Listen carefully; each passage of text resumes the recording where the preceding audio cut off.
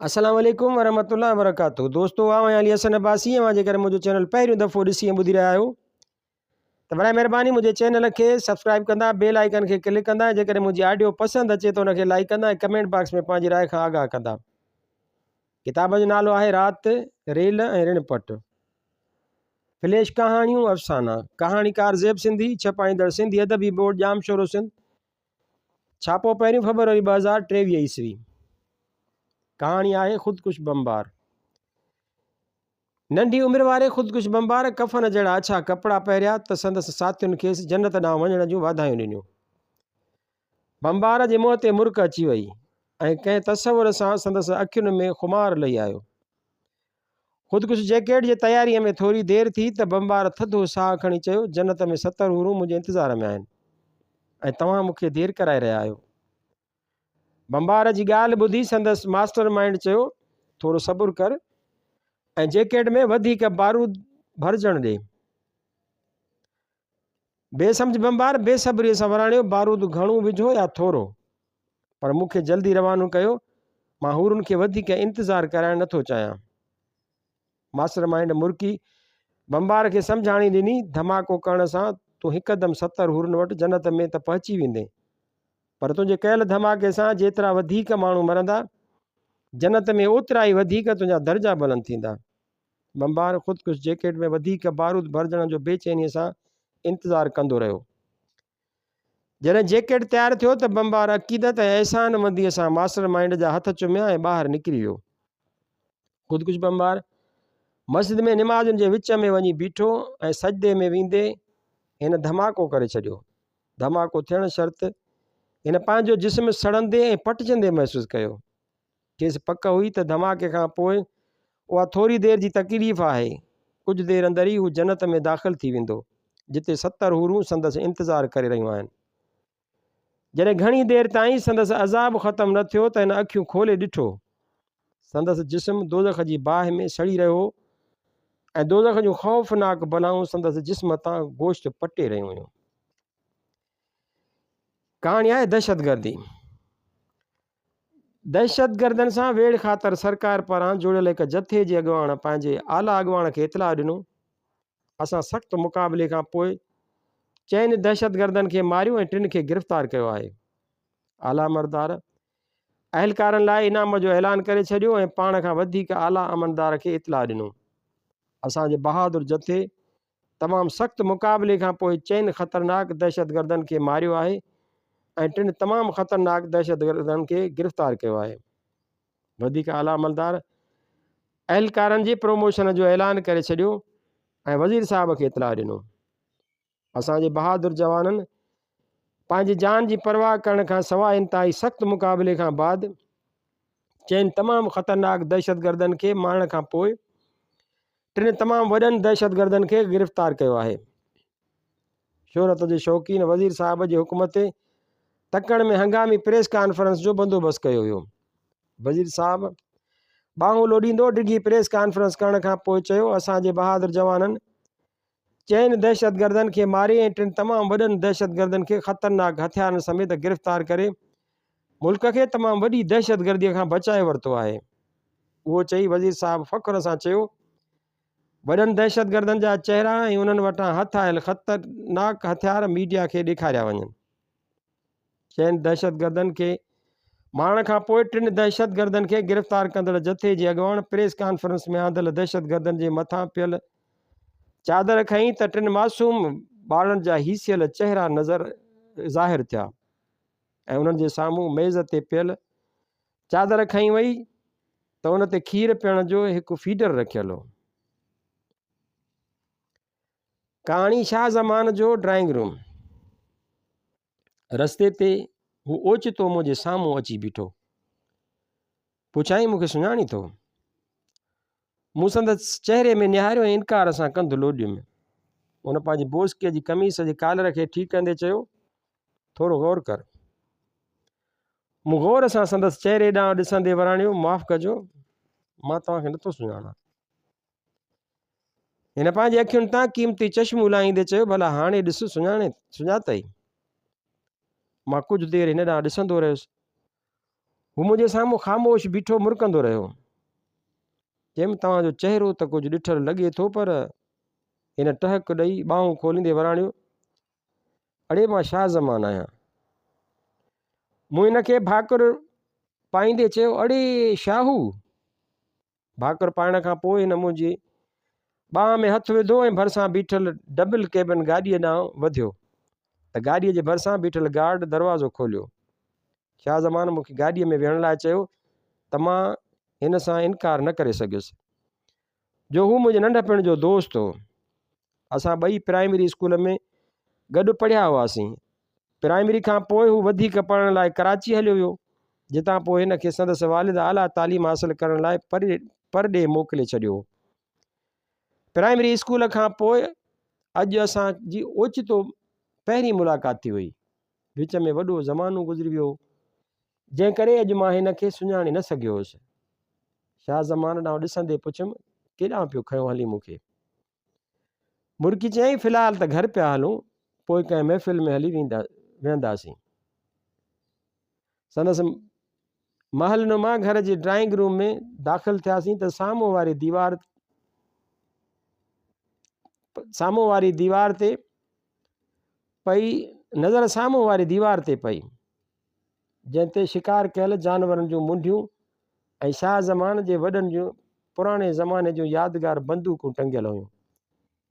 ॿियनि दीवारुनि ॾांहुं नज़र फेरायमि त मूंखे बेहदि ख़ुशी थी जो केतिरनि ई क़ीमती शो पीसिस ऐं पेंटिंग सां गॾु हिकु बुक शेल्फ बि मौजूदु हो। मां उथी वञी बुक शेल्फ जे भरिसां बीठुसि ऐं हिकु किताबु खणी ॾिसंदे चयुमि, शाहू, तुंहिंजो ख़ानदानी शौक़ु त हथियारनि सां खेॾणु ऐं शिकार करणु हुजे हा, पर मूंखे ख़ुशी थी आहे त तो हथियारनि बदिरां किताबनि सां दोस्ती कई आहे।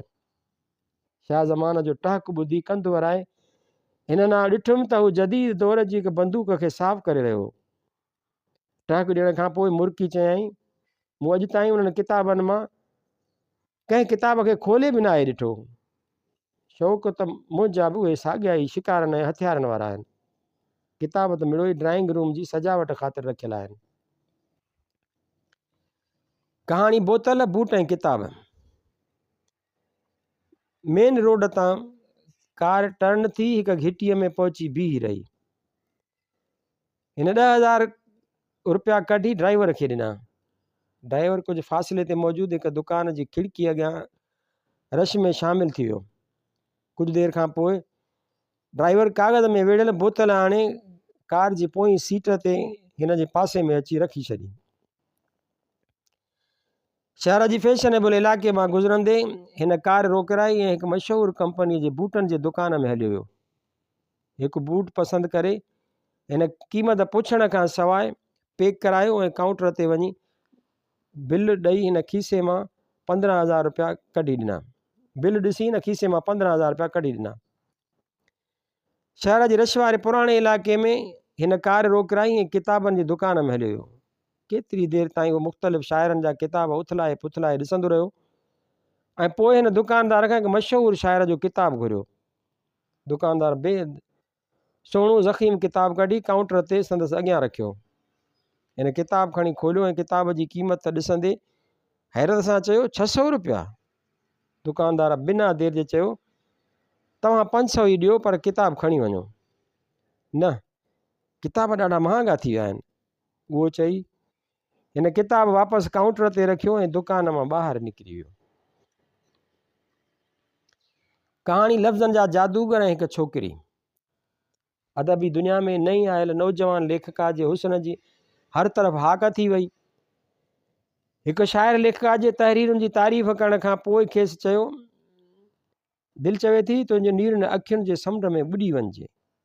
लेखिका पंहिंजे पर्स मञा कारा गिलासिस कढी अखियुनि ते चाढ़े छॾिया। हिकु कहाणीकार लेखिका जे तहरीरुनि जी तारीफ़ करण खां पोइ खेसि चयो, मां तुंहिंजे ज़ुल्फ़नि जी छांव में सुम्हणु थो चाहियां। लेखिका पंहिंजे खुलियल वारनि खे पोतीअ में वेड़े छॾियो। हिकु नावल निगार लेखिका जे तहरीरुनि जी तारीफ़ करण खां पोइ खेसि चयो, मां सॼी ज़िंदगी तोसां गॾु रहणु थो चाहियां। लेखिका नावल निगार खां परते थी वञी बीही रही। हिकु ड्रामा निगार लेखिका जी तहरीरुनि जी तारीफ़ करण खां पोइ खेसि चयो, मां तुंहिंजे अहसासनि खे छुहण थो चाहियां। लेखिका पंहिंजो मुंहुं ॿिए पासे करे छॾियो। हिकु चित्रकार लेखिका जी तहरीरुनि जी तारीफ़ करण खां पोइ खेसि चयो, मां तुंहिंजी ज़िंदगीअ में ख़ुशियुनि जा रंग भरणु थो चाहियां। लेखिका चित्रकार जी ॻाल्हि ॿुधी अणॿुधी करे छॾी। हिकु माहिर लिसानियात लेखिका जी तहरीरुनि जी तारीफ़ करण खां पोइ खेसि चयो, तूं मुंहिंजे साम्हूं वेठी रहीं त मां तुंहिंजे हुस्न बाबति को नओं लफ़्ज़ ठाहियां। लेखिका उथी परते वञी वेठी। हिकु मुहक़िक़ लेखिका जी तहरीरुनि जी तारीफ़ करण खां पोइ खेसि चयो, मूंखे कुझु वक़्तु ॾे त मां तुंहिंजी सूंहं ते तहक़ीक़ कयां। लेखिका तकड़ में उथी वई। हिकु दानिश्वर लेखिका जी तहरीरुनि जी तारीफ़ करण खां पोइ खेसि चयो, तूं मुंहिंजे वेझो अची वे त मां हुस्न जे फ़लसफ़े ते कुझु गौर फ़िक्र कयां। लेखिका वधीक परते थी वई। हिकु कालम निगार लेखिका जी तहरीरुनि जी तारीफ़ करण खां पोइ खेसि चयो, तूं कुझु देरि मुंहिंजे भरिसां वेह त मां तुंहिंजी सूंहं जो मुशाहिदो माणे हसीन चहिरनि बाबति हिकु कालम लिखां। लेखिका खे कालम निगार जी ॻाल्हि न वणी। उहा कालम निगार खां घणो परते हली वई। हिकु नक़ाद लेखिका जी वेझो आयो त लेखिका खे तनक़ीद जो ख़ौफ़ वराए वियो। नक़ाद लेखिका जे लिखण ते तबसरो करण खां सवाइ चयो, तूं दुनिया जी हसीन तरीन छोकिरी आहीं। लेखिका जे चहिरे ते मुर्क पखिड़िजी वई ऐं हूअ अॻिते सुरी नक़ाद जे वधीक वेझो अची वई। कहाणी दानिश्वर। हिन कहाणियूं लिखियूं पर कहाणीकार जी हैसियत सां पाण मञाए न सघियो, फ़क़ति ॿोड़ हारींदो रहियो। कहाणियूं लिखण खां तौबा करे शाइरी कयई पर दिलुनि खे गरमाए न सघियो, बसि रंडा ई रोड़ींदो रहियो। शाइरी छॾे कालम लिखणु शुरू कयई पर फ़क़ति कागर ई कारा कंदो रहियो। कंहिं सलाह ॾिनसि त किताब छपजण सां अदबी दुनिया में मञता माणे सघिजे थी। पब्लिशरनि जे इनकार खां पोइ हिन खे पंहिंजे ख़र्च ते पंहिंजा किताब पाण ई छपाइणा पिया ऐं बाज़ार में विकिरो न थियण ते मुफ़्त में विराइणा पिया। पंहिंजे ख़र्च ते किताबनि जूं मुहरतूं बि करायई त पाण सां रिहाणियूं बि रचरायई पर मञता जी मंज़िल माणे न सघियो ऐं पोइ हिन लिखणु छॾे ॾिनो। घणे वक़्त खां पोइ मिलियो त ॾाढो ख़ुशि हो। चयई, अॼु आयो पे रंडा रोड़ियमि ऐं कागर कारा कयमि। हाणे फ़क़ति अदबी तालीमी ऐं समाजी प्रोग्रामनि में तक़रीरूं कंदो आहियां ऐं माण्हू मूंखे दानिश्वर चवंदा आहिनि। कहाणी मुसाफ़िर। उहा ख़ूबसूरत औरत रेल में मुंहिंजे साम्हूं वारी सीट ते वेठी हुई। हिन जूं नज़रूं पंहिंजे मोबाइल फ़ोन में हुयूं ऐं मुंहिंजूं नज़रूं मुंहिंजे मोबाइल फ़ोन में हुयूं। काफ़ी देरि खां पोइ हिन पंहिंजी मोबाइल फ़ोन रखी ऐं हैंडबैग मंझां हिकु किताबु कढियो। मुंहिंजी नज़र हिन ॾांहुं वई त मुंहिंजे चहिरे ते मुर्क अची वई। मूंखे मुर्कंदे ॾिसी हुन जे चहिरे ते कावड़ अची वई। हिन तेज़ नज़रुनि सां मूं ॾांहुं ॾिठो ऐं पोइ किताबु पढ़णु लॻी। रेल हलंदी रही, उहो किताबु पढ़ंदी रही ऐं मुंहिंजूं नज़रूं पंहिंजे मोबाइल फ़ोन जे स्क्रीन में अटकियल रहियूं। 3 कलाकनि खां पोइ हुन किताबु बंदि कयो त ग़ैर इरादी तौर ते मुंहिंजी नज़र हिन ॾांहुं हली वई। ख़ूबसूरत औरत कावड़ मंझां मूं ॾांहुं ॾिसंदे चयो, तव्हां पंहिंजो केतिरो वक़्तु मोबाइल ते विञायो आहे? वराणियुमि, मूं पंहिंजो वक़्तु विञायो नाहे मोहतरमा। तंज़ सां चयईं, 5 कलाकनि खां तव्हांजे हथ में मोबाइल फ़ोन मौजूदु आहे। ॾिसण में त पढ़ियलु लिखियलु था लॻो।